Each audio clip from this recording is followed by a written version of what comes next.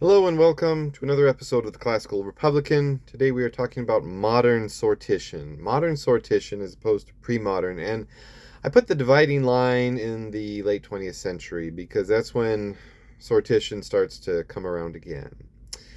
Please see my video on pre-modern sortition. Now, we have the jury to this day. We've had it for centuries in the United States of America. And if you're an advocate for sortition, then you should be very happy that we've been doing this. Now, juries come in different sizes. You have 6, 9, 12, and then you have grand juries of 16 to 23. Now, they're just used in a legislative setting. But in the 1970s, and these are similar to citizens' committees and juries, um, they called them citizen juries, and they were used to make other public decisions. Um, and then they started to coin the phrase citizens' assemblies, but they were only used one time for one issue. One example would be British Columbia's Citizens' Assembly for electoral reform. And you can watch my video on those and an interview with a member. Now, between 1986 and 2019, there have been 289 citizens' assemblies at all levels of government, but half have been at a local level of government, and most of those have been in the last 2 decades. The top 5 countries who use them are Germany, Australia, Canada, Denmark, and the United States of America. So, it gets used. Belgium is the only one that has a permanent sitting citizens assembly. And you can see my video on the Ostbelgian model. Now, these are based on various principles. You have independent decision makers with no elections. And so you have diverse and inclusive perspectives, and that it also depends on the type of demographics that they target for that.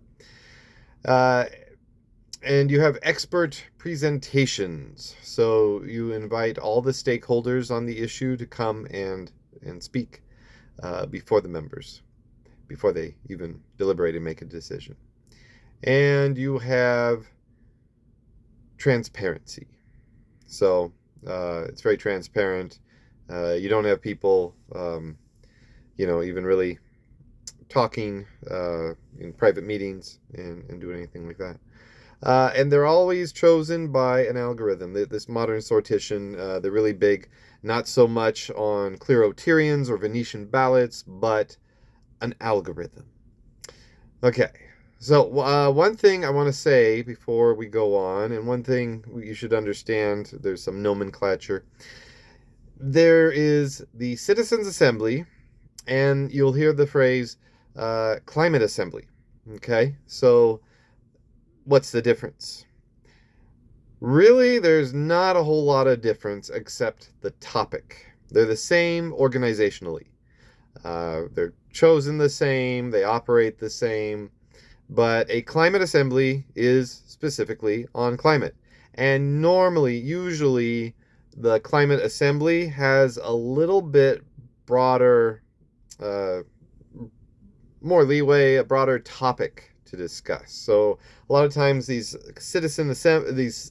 climate assemblies are, they talk about multiple different policies for tackling climate change.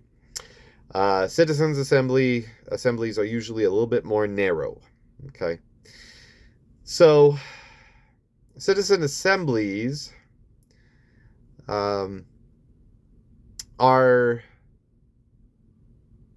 make decisions that are not legally binding and have to be ratified by an elected legislature, or they go to a referendum by the people.